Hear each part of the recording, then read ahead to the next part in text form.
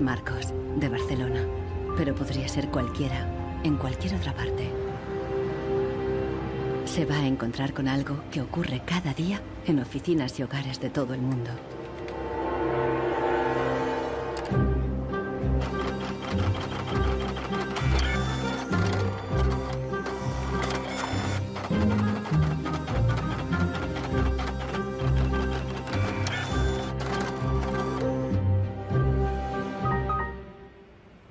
Una pieza de la impresora ha fallado y el fabricante recomienda llevarla al servicio técnico. El meu tècnic fa un diagnòstic previ, pero aquest diagnòstic ja són 15 euros més IVA. Seguramente será difícil encontrar las piezas para poder repararla. Realment, reparar-la no li surt molt a compte. Que reparar-la parlem d'uns 110, 120 euros. Tienes impresoras desde 39 euros. Per preu, té una impressora que té molta més velocitat d'impressió. Jo t'aconsellaria que miressis impressores noves. Així que, sens dubte, jo em compraria una nova, Ensenyo. No es casualidad que los tres vendedores sugieran comprar una nueva impresora. Si acepta, Marcos será una víctima más de la obsolescencia programada, el motor secreto de nuestra sociedad de consumo. Our role in life seems to be just to consume things with credit, to borrow money to buy things we don't need. Nous vivons dans une société dominée par une économie de croissance dont la logique est non pas croître pour satisfaire les besoins, mais croître pour croître. Dans une société de croissance, quand il n'y a pas de croissance, c'est catastrophique. So if the consumer does not purchase, the economy is not going to grow. Planned obsolescence, the desire on the part of a consumer to own something a little newer, a little sooner than is necessary. En este documental revelaremos cómo la obsolescencia programada ha definido nuestras vidas desde los años 20, cuando los fabricantes empezaron a acortar la vida de los productos para aumentar las ventas. Also hat man sich gedacht, dann beschränken wir einfach die Lebensdauer auf 1000 Stunden. Descubriremos que diseñadores e ingenieros se vieron forzados a adoptar nuevos valores y objetivos. Was back to the drawing board and come out with something that was more fragile. They time those things. They time them. So when you finally paid for them, they're used up. Conoceremos una nueva generación de consumidores que está llevando la contraria a los fabricantes. I do think that Apple's development of the iPod was intended to be one of planned obsolescence. ¿Es viable una economía sin obsolescencia programada y sin su impacto sobre el medio ambiente? Posterity will never forgive us. Posterity will suddenly find out about the throwaway lifestyles of people in the advanced countries.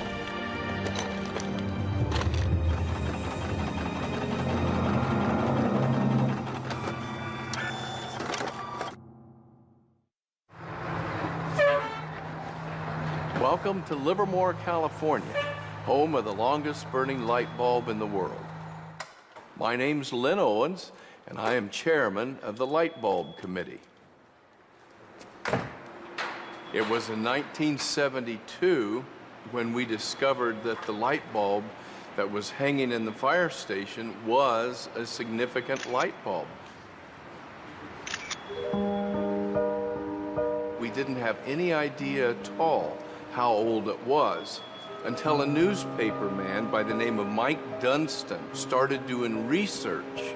He was still able to talk to some of the old volunteer firefighters who were in their 90s at that time and who verified that the light bulb had been burning continuously since 1901. 109 años y sigue sumando. La imagen de la bombilla está en internet 24 horas al día. De momento se han agotado ya 2 webcams y la bombilla va por la tercera.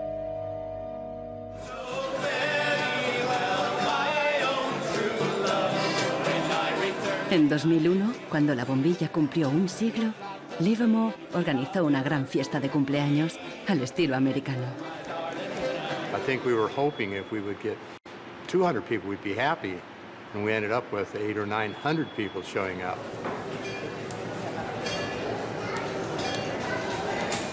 One nation, under God, indivisible, with liberty and justice. Do you think that anybody would sing happy birthday to a light bulb? Well, we didn't think they would, but they did. Happy birthday, dear light bulb. Happy birthday to you.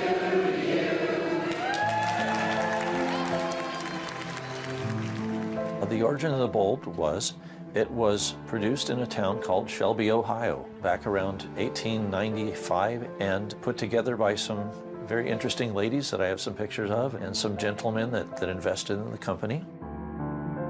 The filament was invented by Adolphe Chaillet. He invented his filament to last.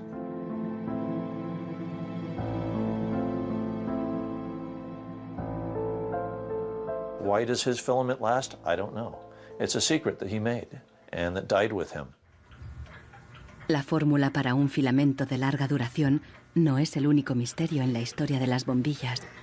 Un secreto mucho mayor es cómo y por qué este humilde producto se convirtió en la primera víctima de la obsolescencia programada. Weihnachten 1924 war ein ganz besonderer Tag.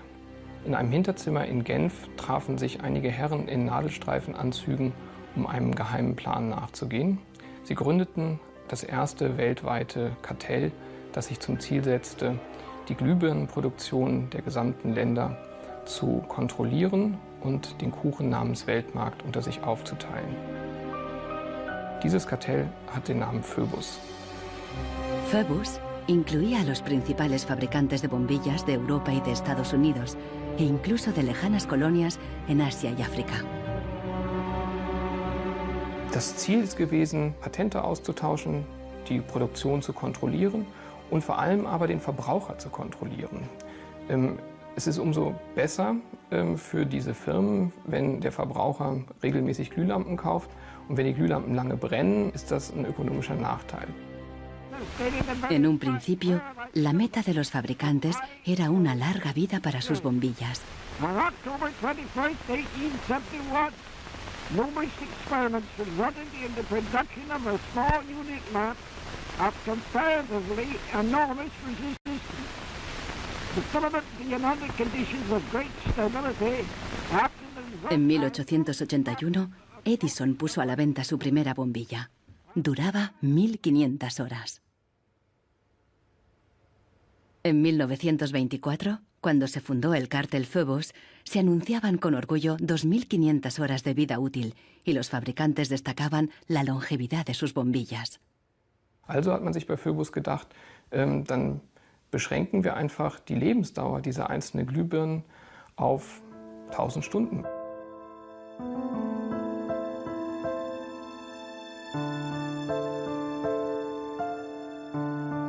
(1925) wird ein entsprechendes Komitee gegründet, das 1000 Hour Life Committee, was sich zum Ziel setzt, auf technischer Basis die Lebensdauer der Glühlampen auf diese Brenndauer zu beschränken.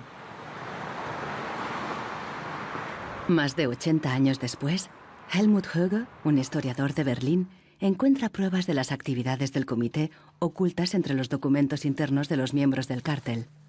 Empresas como Philips en Holanda, Osram en Alemania y Lámparas Z en España.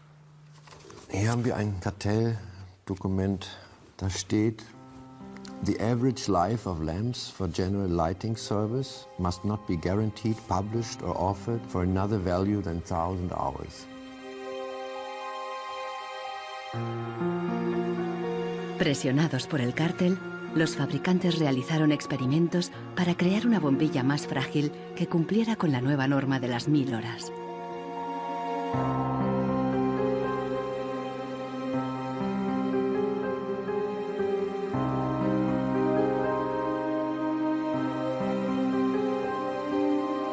La fabricación estaba rigurosamente controlada para asegurarse de que se cumplía la norma. Eine Maßnahme bestand beispielsweise darin, einen Prüfstand zu errichten, in dem viele kleine Sockel zu finden sind, in die dann wiederum einzelne Exemplare aus verschiedenen Produktionsreihen eingeschraubt wurden und Firmen wie Osram haben dann genauestens protokolliert, wie lange diese Lampen brannten. Phoebus creó una complicada burocracia para imponer sus reglas. Los fabricantes eran multados severamente si se desviaban de los objetivos marcados.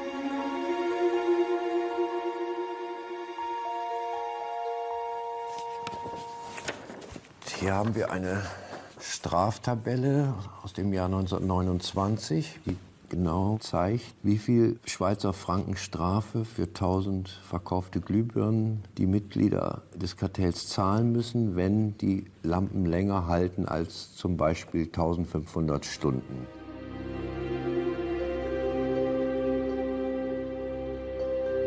A medida que la obsolescencia programada surtía efecto, la vida útil empezó a caer. En solo 2 años pasó de 2.500 horas a menos de 1.500. En los años 40, el cartel ya había conseguido su objetivo. Una bombilla estándar duraba 1000 horas.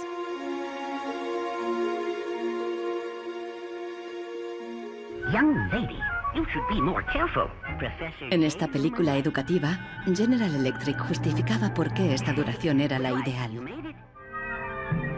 Just look at that filament.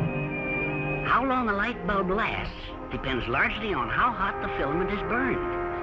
Samples from every factory are tested to make sure that they're as good as we want them to be. I can see how this was very tempting in 1932. I think at the time sustainability was actually substantially less of an issue because I don't think they looked at the planet as being one with finite amount of resources. They looked at it as from an abundance perspective.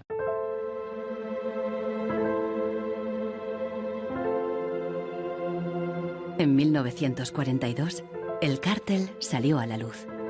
El gobierno americano demandó a General Electric y a otros fabricantes.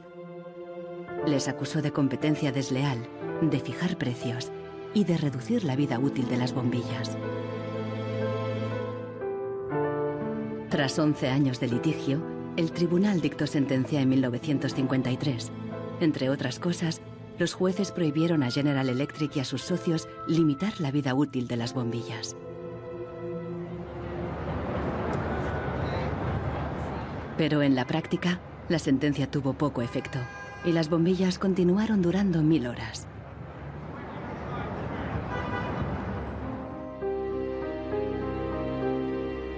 En las décadas siguientes se patentaron docenas de nuevas bombillas, incluso una que duraba 100.000 horas. Pero ninguna llegó a comercializarse. Offiziell hat es ja Phoebus eigentlich nie gegeben, wenn auch diese Spuren der Öffentlichkeit nie ganz verborgen gewesen sind. Die Strategie dahinter ist, sich in bestimmten Zeitabständen immer wieder umzubenennen. Dann heißt es mal internationales Elektrizitätskartell, dann mal wieder irgendein anderer Name. Entscheidend ist, dass diese Idee als Institution natürlich weiter besteht. Ironically, the light bulb has always been a symbol for ideas and innovation, and yet it's one of the early and best examples of planned obsolescence. Nichols Fox vive en un lugar perdido en las montañas de Virginia. Aquí escribe sobre el impacto social de la tecnología y a veces se atreve con la poesía.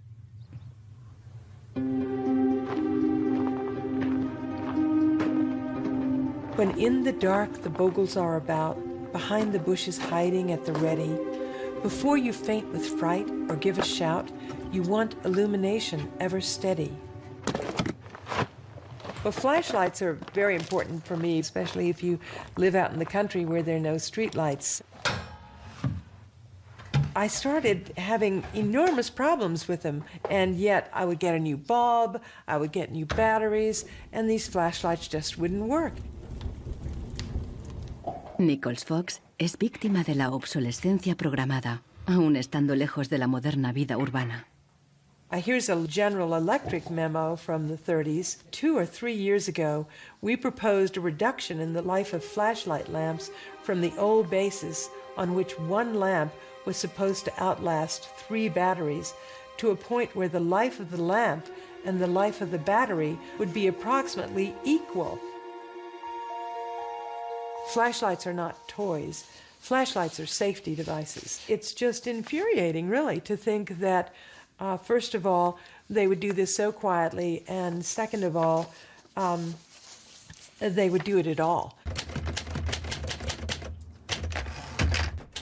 I believe it's the duty of everyone to complain about products that don't work. So I decided to write sonnets of complaint. A sonnet of complaint, I prefer the Italianate form of sonnet, which Shakespeare used. Instead, this box is filled with a collection of flashlights dead and way beyond repair. Scarcely used and coddled to perfection, their quick demise I cannot think is fair. So can it really be too much to ask that ever-ready's lights be made to last?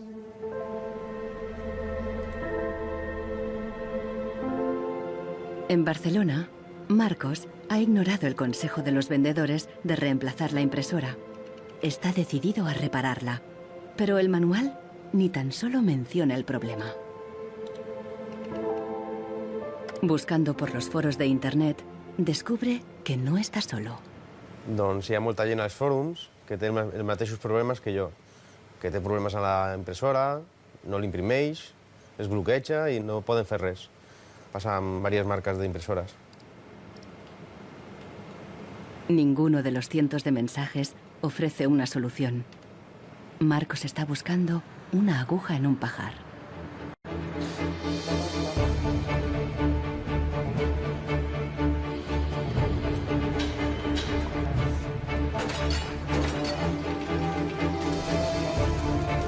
La obsolescencia programada surgió al mismo tiempo que la producción en masa y la sociedad de consumo.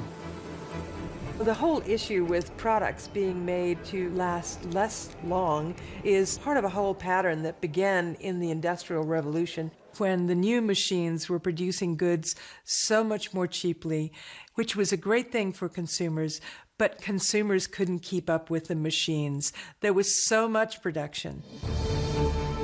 Con la producción en masa bajaron los precios y muchos productos fueron más asequibles. Pero los fabricantes estaban preocupados. ¿Cuánto duraría esta bonanza? ¿Qué pasaría cuando todo el mundo lo tuviera todo? Ya en 1928, una influente revista de publicidad advertía: un artículo que no se desgasta es una tragedia para los negocios.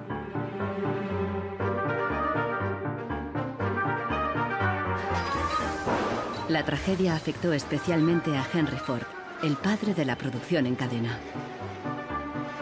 Para poner su modelo T al alcance del consumidor medio, Ford lo produjo en masa, a partir de un único diseño básico que ofrecía fiabilidad y durabilidad.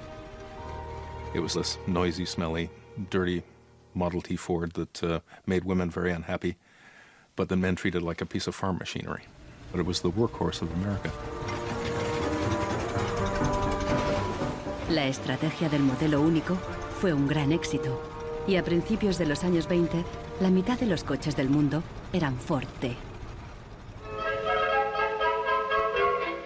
Para superar a Ford, sus competidores de General Motors apostaron por una estrategia diferente, ideada por su presidente Alfred Sloan. En lugar de hacer el nuevo Chevrolet tan fiable y duradero como el modelo T, Sloan le dio un giro radical y fundamentalmente estético. Sloan put a new dress on it and gave a new lipstick and put it out on the market for slightly less than what the Ford Model T sold for. And because it was a prettier design than the Model T, it sold like hotcakes. So he realized that he didn't have to beat Ford at his engineering game. He could beat Ford at the design game. Sloan introdujo el concepto del modelo anual, con una sucesión de diferentes tamaños, formas y colores. Su objetivo era que los consumidores cambiaran de coche cada 3 años. La estrategia funcionó y las ventas de Ford cayeron porque los consumidores empezaron a ver el modelo T anticuado y obsoleto. En 1927, tras producir 15 millones de unidades, Ford retiró el modelo T del mercado.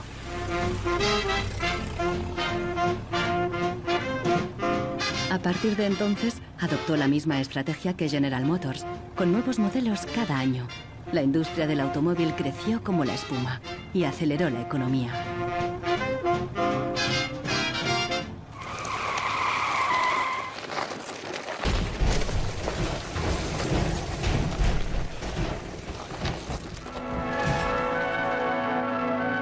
En 1929, la crisis de Wall Street frenó en seco la incipiente sociedad de consumo y llevó a los Estados Unidos a una profunda recesión económica. Unemployment reached staggering proportions. By 1933, 1/4 of our labor force was unemployed. Las colas ya no eran para comprar, sino para pedir trabajo y comida. En 1933, el presidente Roosevelt introdujo el New Deal, su programa para sacar al país de la Gran Depresión, a través de enormes inversiones en obras públicas. Good, sound men and women wanted to earn the help they got, to hold up their heads, to keep themselves from going rusty. Retail business needed their purchasing power to stimulate trade.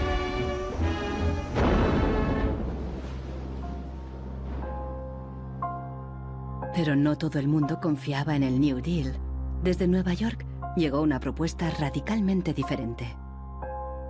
Bernard London, un prominente inversor inmobiliario, sugirió salir de la depresión haciendo obligatoria la obsolescencia programada. Era la primera vez que el concepto aparecía por escrito. London planteaba que todos los productos tuvieran una vida limitada, con una fecha de caducidad, después de la cual se considerarían legalmente muertos. Los consumidores los devolverían a una agencia del gobierno para su destrucción. Quien se quedara un artículo después de caducado pagaría una multa. This forced expiration date would revive the consumerability and the need for more production of such consumer products as something great. I thought it was a great idea. Bernard London creía que con la obsolescencia programada obligatoria, las fábricas seguirían produciendo, la gente continuaría consumiendo y habría trabajo para todos. He was trying to achieve a balance between capital and labor where there would always be a market for new goods. So there would always be a need for labor and there would always be a reward for capital.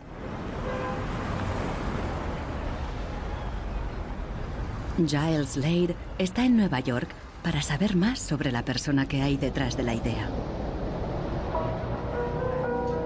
London era judío y llegó a Estados Unidos desde Europa del Este a principios del siglo XX.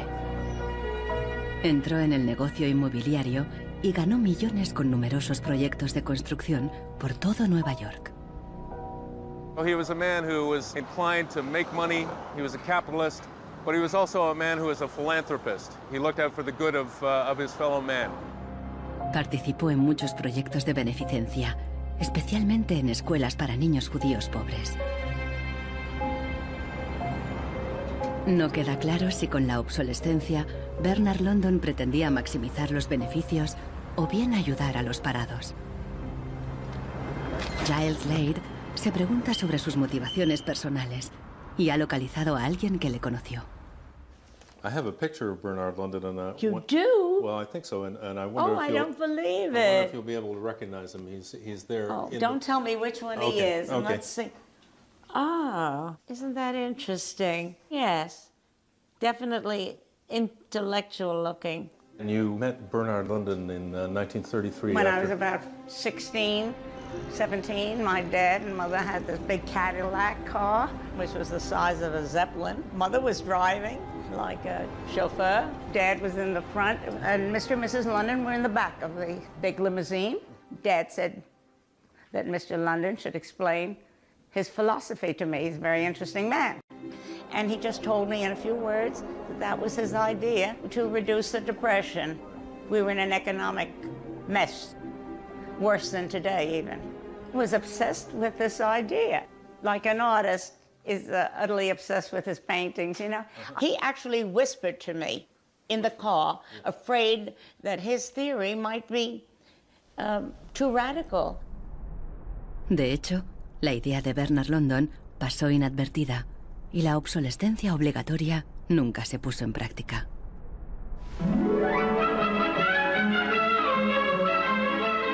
20 años más tarde, en los años 50, la obsolescencia programada resurgió, pero con un giro crucial.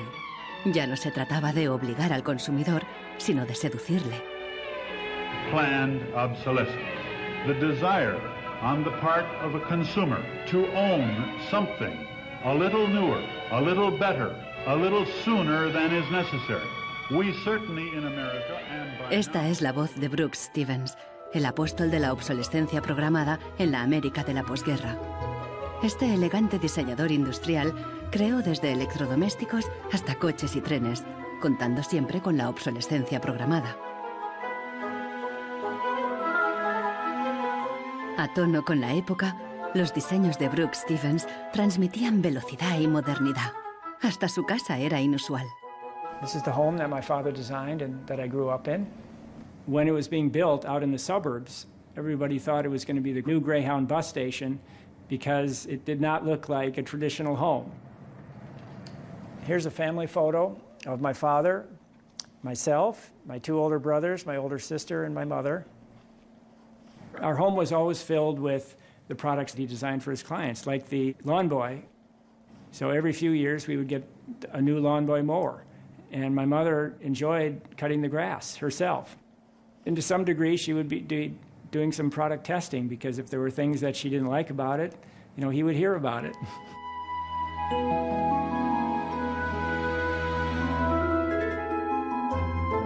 One of the most important things that my father felt always in designing a product is that it made a statement. He detested products that were bland and really did not, you know, create any desire within the consumer to inspire the purchase.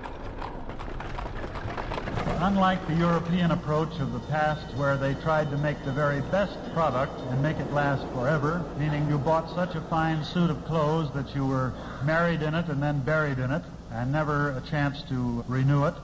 The approach in America is one of making the American consumer unhappy with the product that he has enjoyed the use of for a period, have him pass it on to the second-hand market, and obtain the newest product with the newest possible look.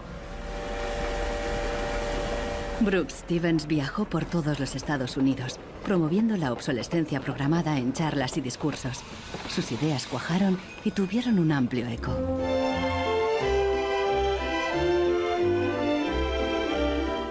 Women and men alike are increasingly interested in the look of things. They eagerly give their attention to what's new and beautiful and advanced. Oldsmobile's elegant golden rocket. Sports outfit by Pat Primo of Los Angeles.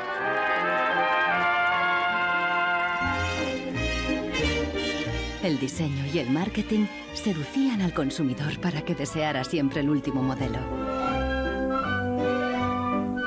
My father never designed a product to intentionally fail or become obsolete for some functional reason in a short period of time. Planned obsolescence is absolutely at the consumer's discretion.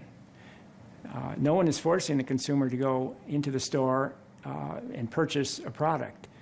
You know, they go in under their own free will. That's their choice.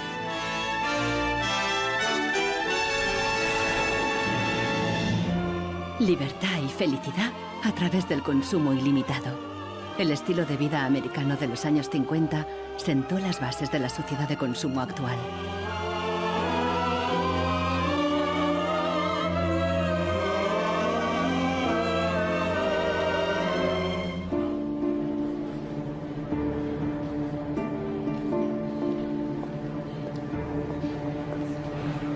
See, without planned obsolescence, these places wouldn't exist. There wouldn't be any products, there wouldn't be any industry, there wouldn't be any designers, architects, there wouldn't be any salespeople, cleaners, there wouldn't be any security guards. All the jobs would go. La obsolescencia programada está en la raíz del considerable crecimiento económico que el mundo occidental ha vivido a partir de los años 50. Desde entonces, el crecimiento ha sido el santo grial de nuestra economía. Nous vivons dans une société de croissance dont la logique est Non pas croître pour satisfaire les besoins, mais croître pour croître, croître à l'infini, faire croître sans limite la production et pour justifier cette croissance de la production, faire croître sans limite la consommation. Serge Latouche, un destacado crítico de la sociedad del crecimiento, escribe a menudo sobre sus mecanismos.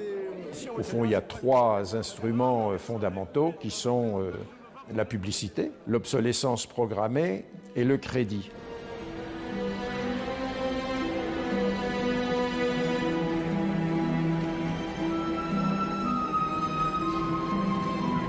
In the last generation or so, our role in life seems to be just to consume things with credit, to borrow money to buy things we don't need. That makes no real sense to me at all. Los críticos de la sociedad del crecimiento alertan de que no es sostenible a largo plazo, porque se basa en una contradicción flagrante. Celui qui croit qu'une croissance infinie est compatible avec une planète finie est soit un fou, soit un économiste. Le drame, c'est qu'au fond, nous sommes tous des économistes maintenant. Why is it that a new product is created every 3 minutes somewhere in the world? Is this necessary? I think a lot of people have realized that things need to change when they're being told by politicians to go shopping or to start consuming as the best way to restart the economy. On peut dire qu'avec la société de croissance, on est embarqué dans un bolide qui désormais manifestement n'a plus de pilote, qui va à toute allure et dont on peut prévoir le destin qui est soit de se fracasser contre un mur, soit de sombrer dans un précipice.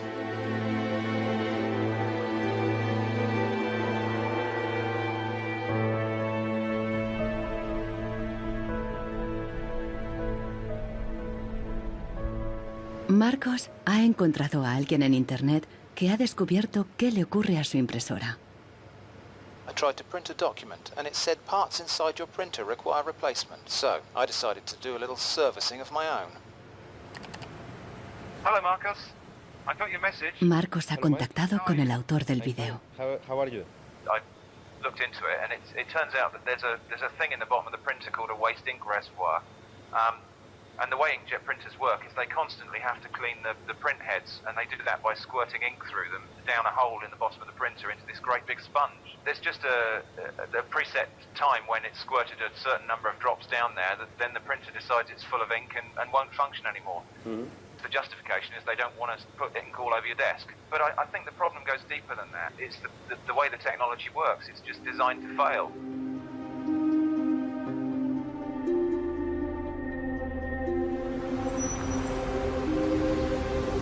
¿Es ético diseñar un producto para que falle? ¿Qué opinan los diseñadores y los ingenieros de la obsolescencia programada? Giles Slade está investigando cómo reaccionaron cuando el concepto se extendió. In the 1950s, there's a debate among engineers about whether or not they should be deliberately death dating products. And most of the debate is framed in a magazine called Design News. Las empresas querían que se acortara deliberadamente la vida útil de los productos mediante el diseño técnico.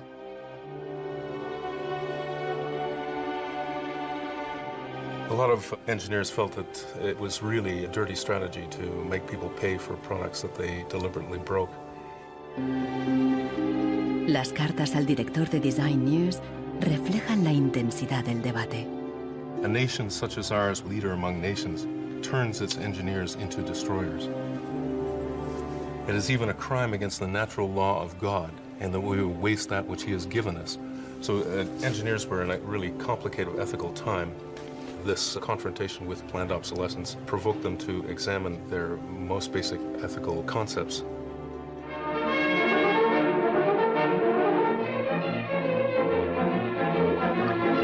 El dilema no se ventiló solo en las revistas de ingeniería. En un clásico del cine británico de 1951, un joven y emprendedor químico inventa un hilo que repele la suciedad y no se desgasta. El químico cree que ha conseguido un gran progreso.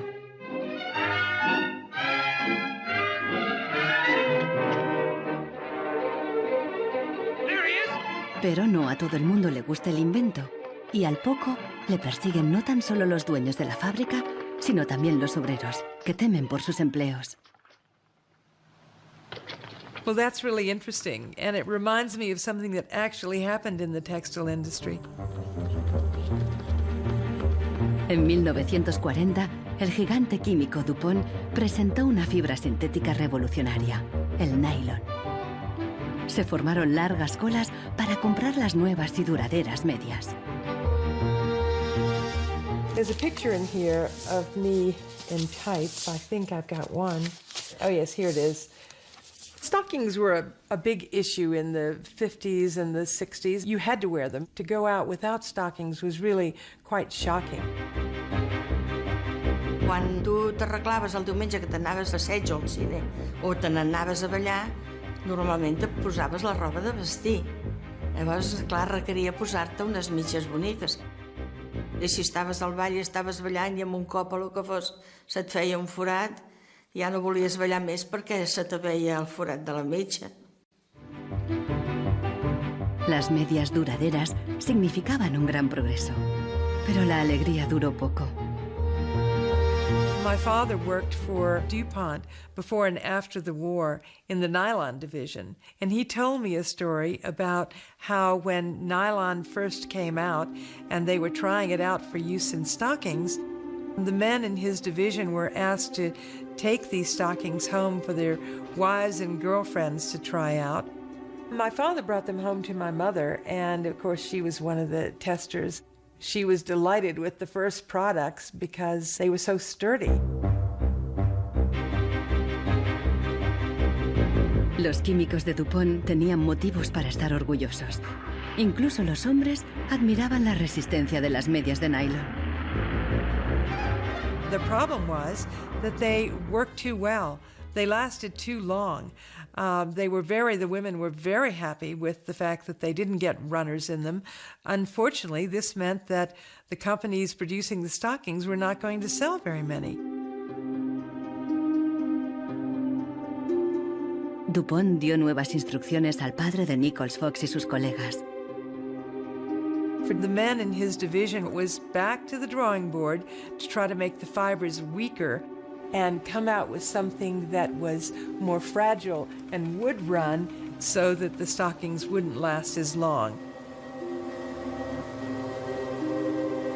Wenn man die Lebenszeit einer Strumpfhose verkürzen will, dann ist es eigentlich recht einfach, denn eine Strumpfhose besteht nicht nur aus Nylon, sondern sie besteht aus Zusatzstoffen, die zum Beispiel das Nylon stabilisieren gegen das UV-Licht von der Sonne.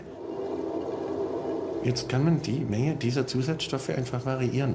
Wenn man dafür wenig Zusatzstoffe oder gar keine reingibt, dann werden diese Strumpfhosen von der Sonne zerstört und dann reißen sie wesentlich leichter. Das heißt, man kann sozusagen den Zerfall, die Zerstörung einplanen.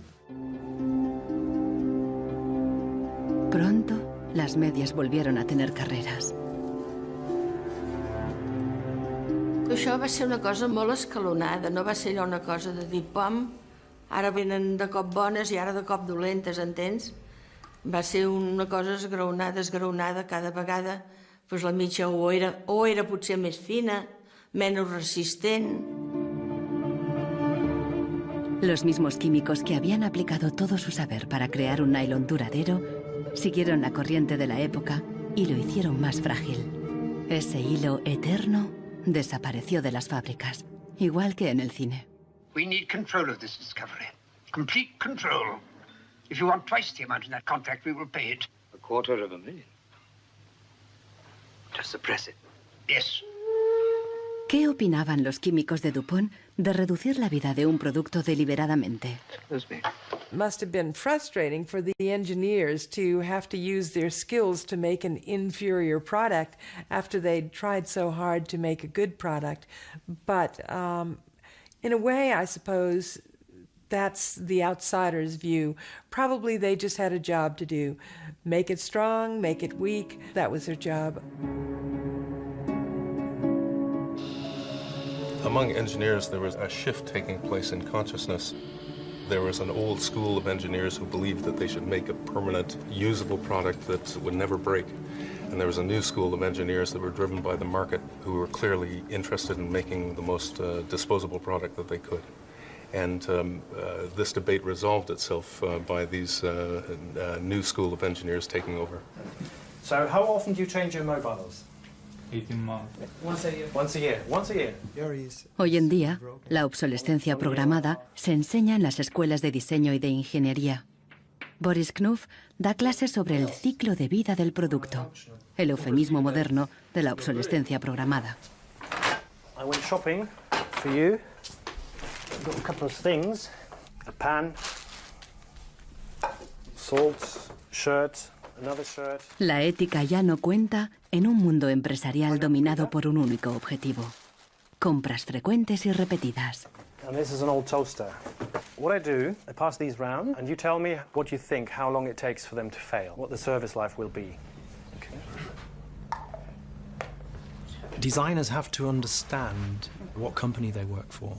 The company decides on a business model, how often do we want to renew our products, our offers. So this brief is given to designers, and designers have to understand and design the product in a certain way so it fits exactly the business strategy of the client they work for.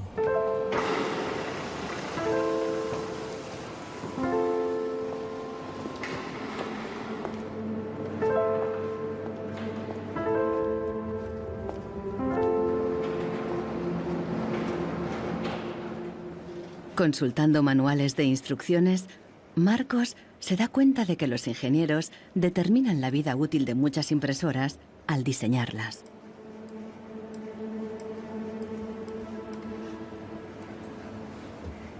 Lo consiguen colocando un chip dentro de la impresora.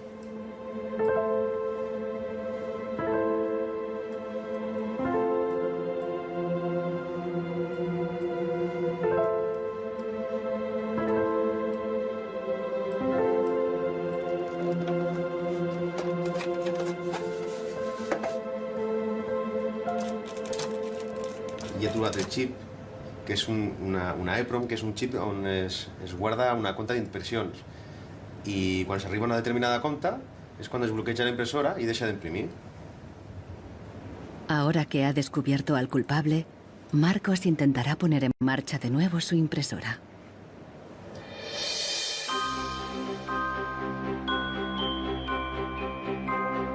A finales de los años 50, los consumidores empezaron a cuestionar la obsolescencia programada y los trucos de los fabricantes.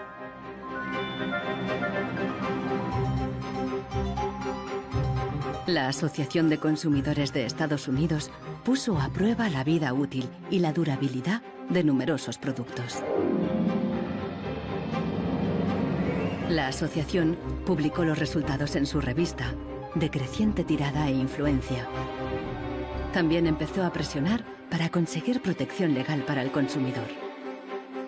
20 años después, la asociación ganó una importante batalla contra la obsolescencia programada al promulgarse las primeras leyes sobre la garantía.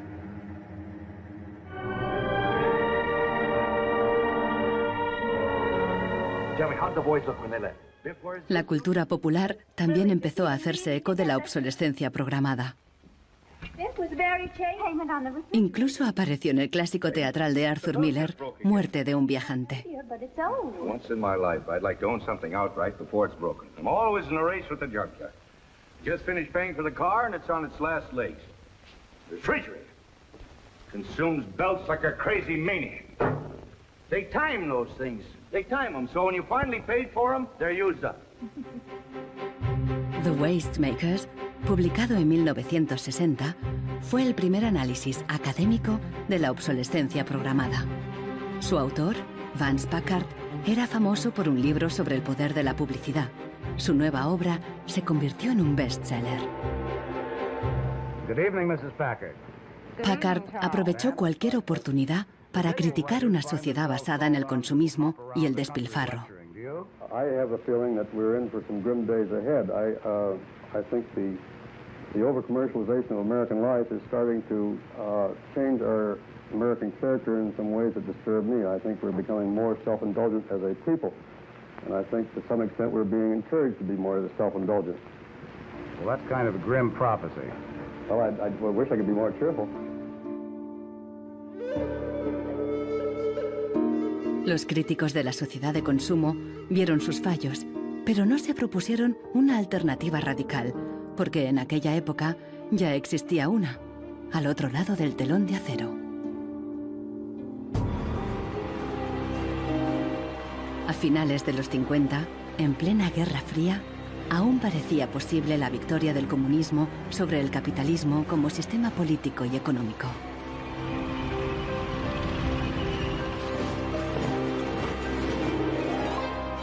La economía comunista no se basaba en el libre mercado, sino que estaba planificada por el Estado. Era poco eficiente y sufría una falta de recursos crónica. En ese sistema, la obsolescencia programada no tenía ningún sentido. En la antigua Alemania del Este, la economía comunista más eficiente, las normas estipulaban que las neveras y las lavadoras debían funcionar durante 25 años. Hier, dieser DDR-Kühlschrank, den habe ich 1985 gekauft. Der ist also mindestens 24 Jahre alt. Und die Glühbirne ist ebenso alt, habe ich noch nie ausgewechselt. Die ist also auch schon fast 25 Jahre alt. En 1981, una fábrica de Berlín Este empezó a producir una bombilla de larga duración. Da oben war die zentrale Prüfstelle für die Lebensdauer von Glühbirnen.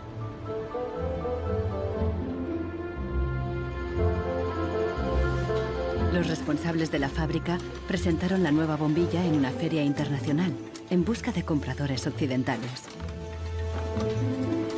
Als die ostdeutschen Glühlampenhersteller 1981 diese Langlebensdauerglühlampen auf der Hannoveraner Messe präsentierten, meinten ihre Westkollegen von Osram, ihr wollt euch wohl alle arbeitslos machen. Woraufhin die NAVA-Leute, Ingenieure, antworteten, nein, im Gegenteil, indem wir Ressourcen schonen und den Wolfram nicht verpulvern, behalten wir gerade unsere Arbeitsplätze. Los occidentales rechazaron la bombilla. En 1989 cayó el muro de Berlín. La fábrica cerró y la bombilla de larga duración dejó de producirse. Ahora solo se puede ver en exposiciones y museos.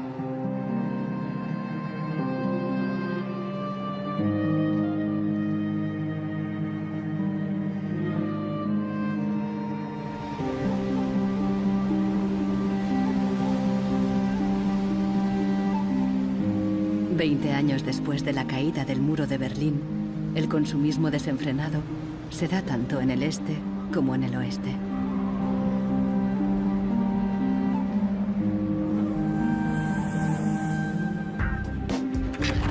Con una diferencia.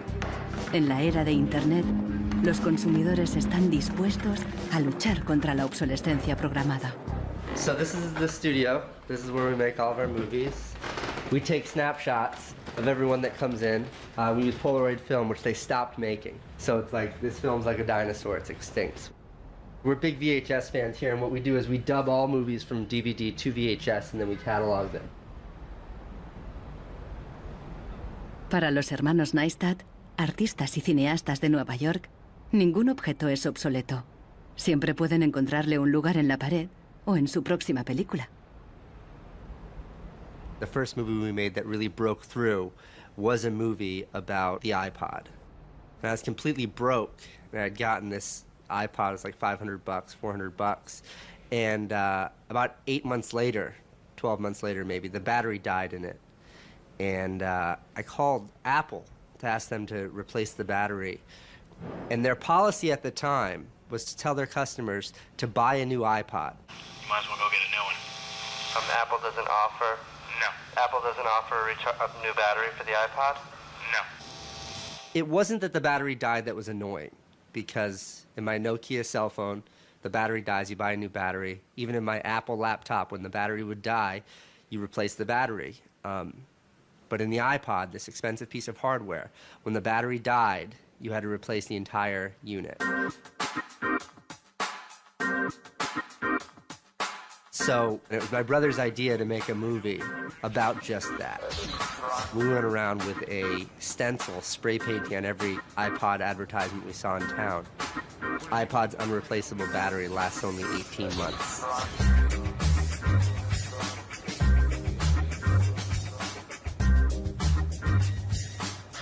We put the video on our own little site, iPodsDirtySecret.com. The first month, 6 weeks, it was at 5-6 million views. And the site went absolutely bananas. Una abogada de San Francisco, Elizabeth Pritzker, oyó hablar del vídeo y decidió demandar a Apple por el tema de la batería del iPod. Medio siglo después del caso del cártel, la obsolescencia programada llegaba de nuevo a los tribunales. When we brought this litigation, this was 2 years after the iPod was introduced, Apple had sold about 3 million iPods nationwide in the United States. Buena parte de esos iPods tenían problemas con la batería y sus propietarios estaban dispuestos a ir a los tribunales. Igual que el vídeo de los hermanos Neistat, la idea de una demanda se extendió por Internet y captó la atención de miles de afectados. Uno de ellos era Andrew Westley.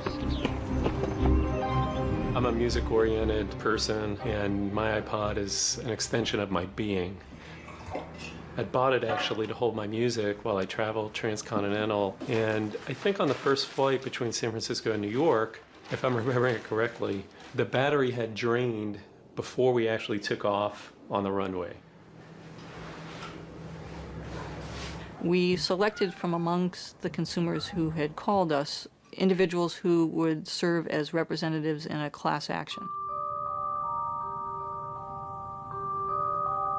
A class action is really a device that's fairly unique to the United States, where a small group of people stands in the shoes of a large group to bring one claim before a court. My role in that case was as class representative on behalf of thousands, maybe tens of thousands of people. The case came to be known as Wesley versus Apple. When my friends and family learned that this was a major case, they thought I was, becoming a radical. Here I am going to sue. I was the next Aaron Brockovich. En diciembre de 2003, Elizabeth Pritzker presentó la querella ante el Tribunal del Condado de San Mateo, a un tiro de piedra de la sede central de Apple.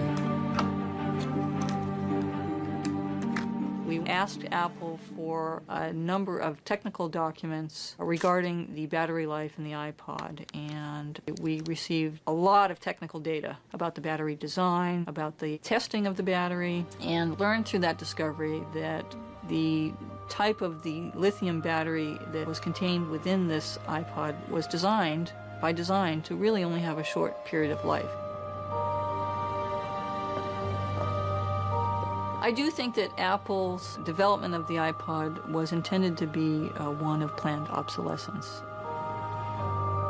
El caso nunca llegó a juicio. Después de meses de tensión, las dos partes llegaron a un acuerdo. Apple creó un servicio de recambio de las baterías y prolongó la garantía a 2 años. Los querellantes recibieron una compensación. Andrew Westley aceptó un descuento de $50 para un nuevo producto Apple. They retained me as a customer. I bought an expensive laptop, and so I couldn't help but think that in the end, really, the benefit of my specific settlement really was Apple's benefit. One thing that really bothers me personally is that Apple really promotes itself as a young, hip, forward-thinking company, and for a company like that not to have a good environmental policy that allows consumers to return products for proper recycling and disposal really is really counterintuitive and counter to their message.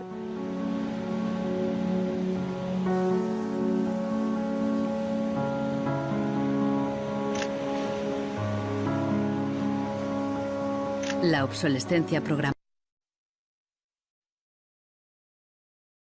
del tercer mundo, como Ghana, en África. It's been between 8 and 9 years now when I noticed that loads and loads of containers were coming to this country with electronic waste. We're talking about end-of-life computers, end-of-life television sets, which nobody wants in the developed countries. Un tratado internacional prohíbe enviar residuos electrónicos al tercer mundo. Pero los mercaderes usan un simple truco: declararlos productos de segunda mano.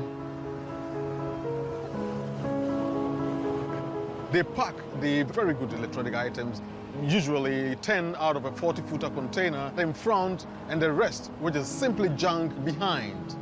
So once the custom officials open a container, you think it's loaded with very good electronic items that are functional and would work almost forever.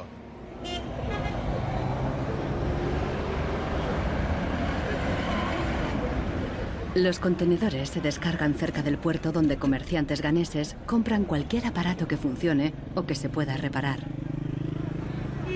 De aquí los llevan a la capital, Accra. En Ghana, si algo se puede reparar, no se tira así como así. Andrew Obusu compra ordenadores de segunda mano de Europa y los repara.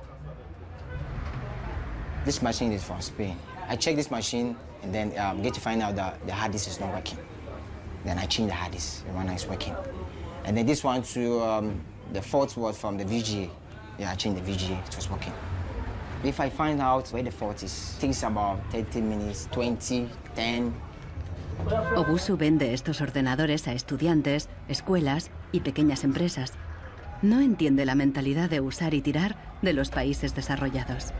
But here Africa, it's not easy. Before a fellow gets computer, it's not easy. So that person will just throw it away. He will service it.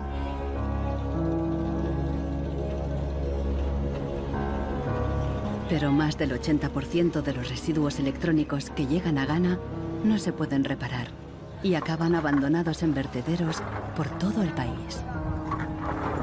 We are at the dump site here in Agbogloshi.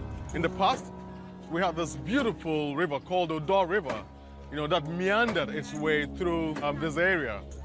It was teeming in the past. It had so much fish. So we actually attended a school not very far away from here. So we'd come play football and hang around the river. The fishermen would organize boat rides, I remember very well. But now it's all finished, it's all gone. And that makes me really, really sad. And it makes me angry. Hoy en día, aquí no hay niños jugando después de clase. En su lugar, jóvenes de familias pobres vienen a buscar chatarra.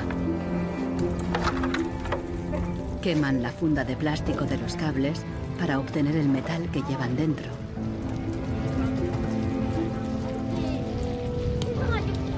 We get some from the computer, TV, and then the machines. The work is not good. Sometimes we get diseases like coughing. But sometimes with some glass carton, if evening time you can sleep and you stand up. Los niños más pequeños rebuscan en los restos para encontrar cualquier pequeño trozo de metal que los mayores hayan olvidado. Los chatarreros compran este metal y lo revenden a países en crecimiento económico.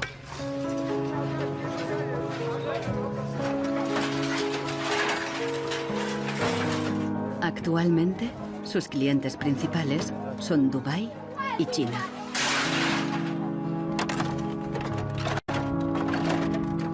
Some of those behind the shipments have said that, well, we're trying to bridge the digital divide between Europe, America, and then the rest of Africa and Ghana, of course.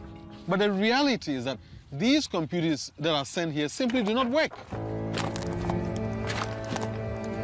There's no point in receiving electronic waste when you cannot deal with it, more so when you did not produce it and your country is being used as the world's trash bin.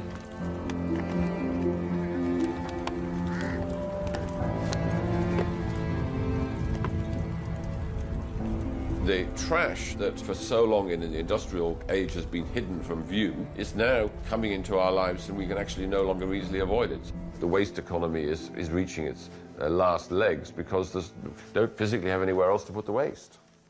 Planned obsolescence, what I understand of it, is it has been driven because there are economical incentives to do so. It is more interesting for a company to build a product that doesn't last longer than 3 years or 1,000 hours, because then it can sell more products. I think in the course of time, we've come to realize that the planet that we're living on cannot sustain that forever. There's a limit to natural resources, and there's a limit to energy resources that we have. Posterity will never forgive us. Posterity will suddenly find out about the throwaway attitudes, the throwaway lifestyles of people in the advanced countries. Gente de todo el mundo ha empezado a actuar contra la obsolescencia programada. Mike Anane lucha desde el final de la cadena. Ha empezado recopilando información. This is where I keep the e-waste that have asset tags or property tags. This says Amu Center Nordvest Zeeland. It's from Denmark. This is from Germany, sent here simply to be dumped. Westminster College, Leeds City Council, also in the UK. This is from Italy. Apple should know better. It's a company that claims to be so green.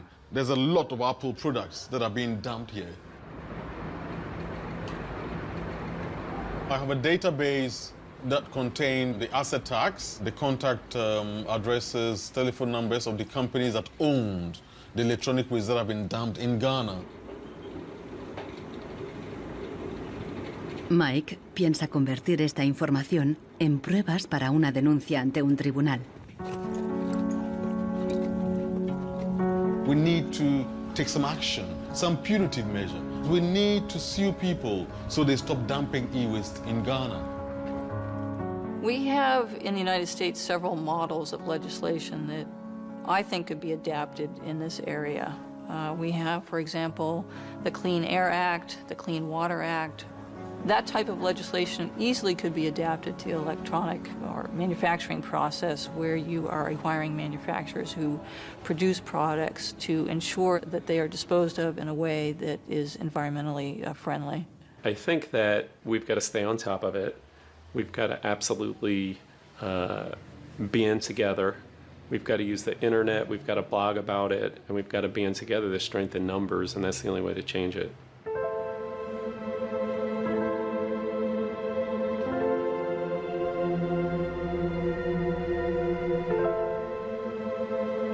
La fuerza creciente de las redes sociales está ayudando a Marcos con el problema de su impresora.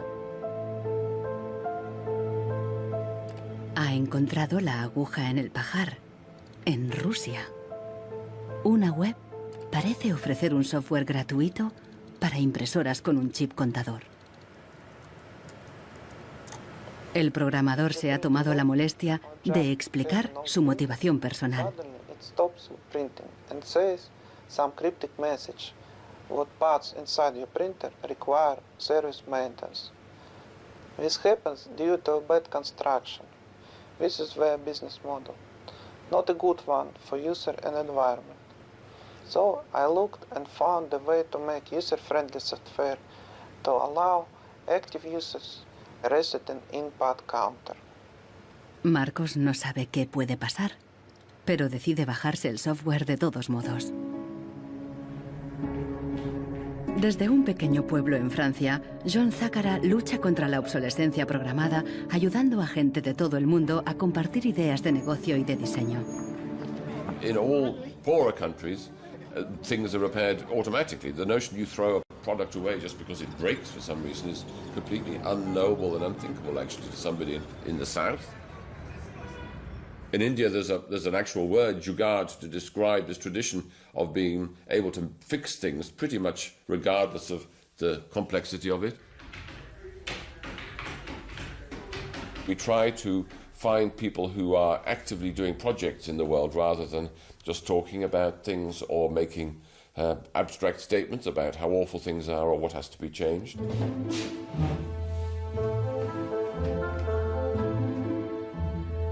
Uno de ellos es Warner Phillips, descendiente de la dinastía de los fabricantes de bombillas.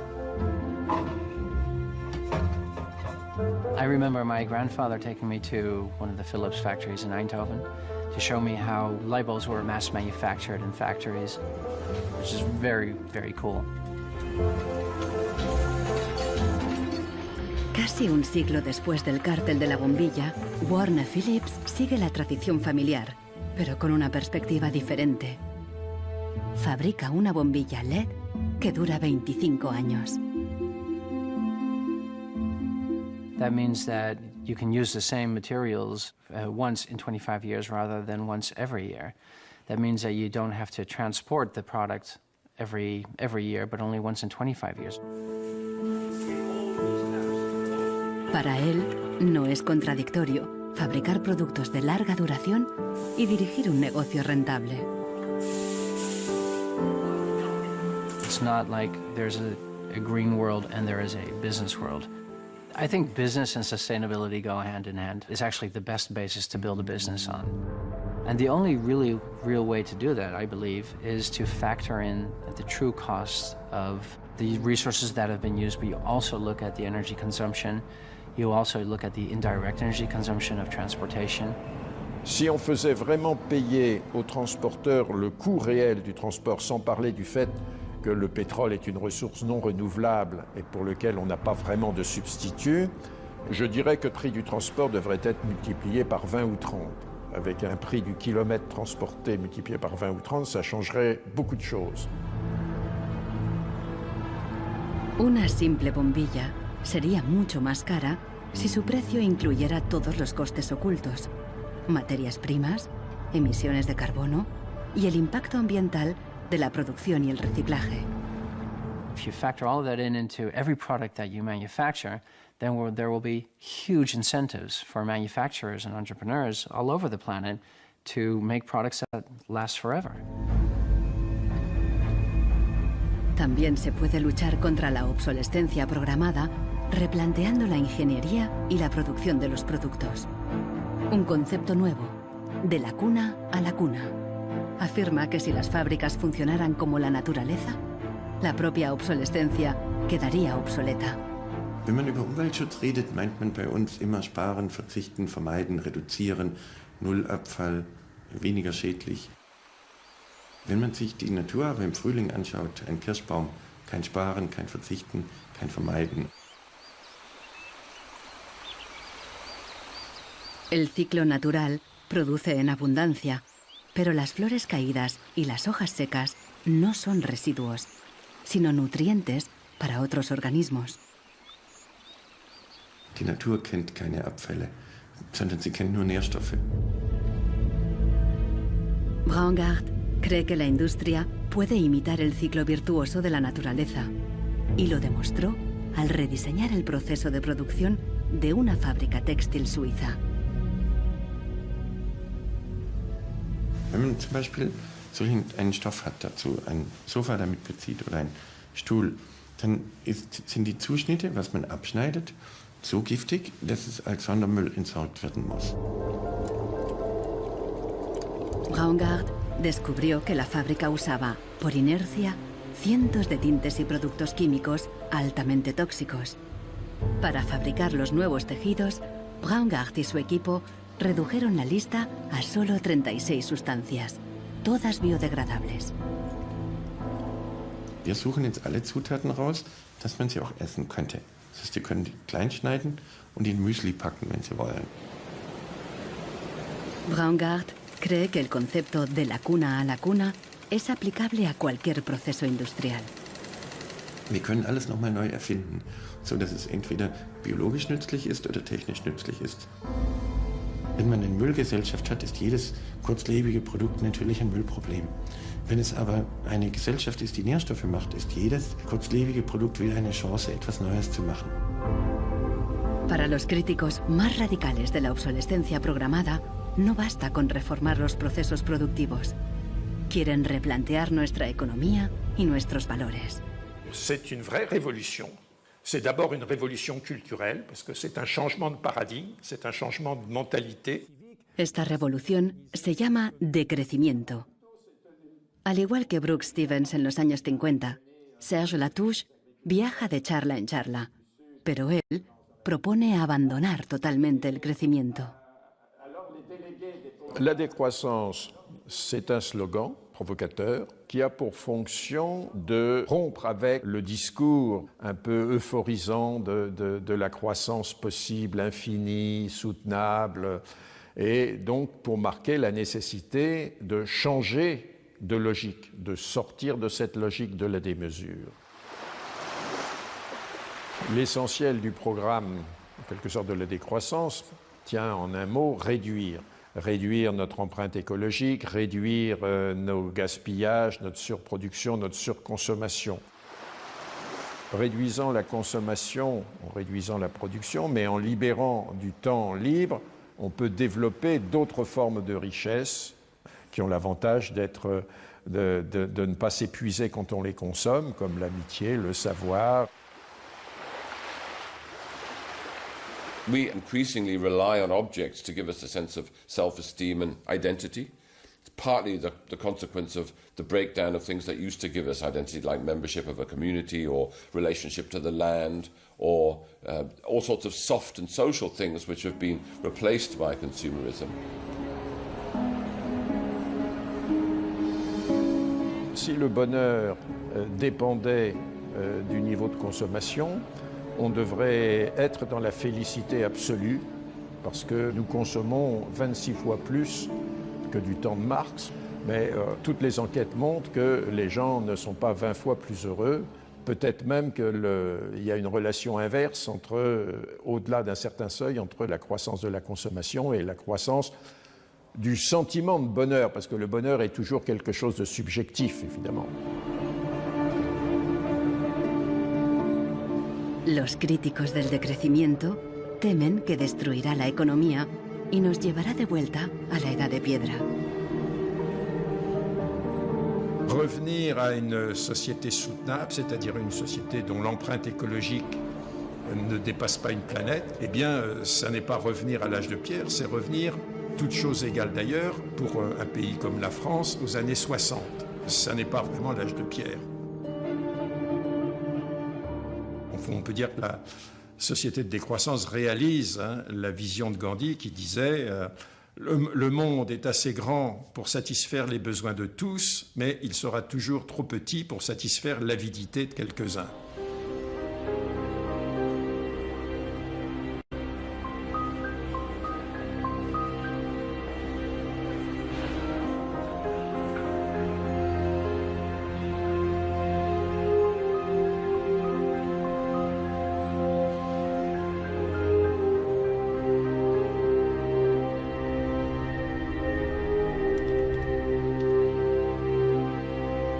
Marcos está instalando el freeware ruso en su ordenador.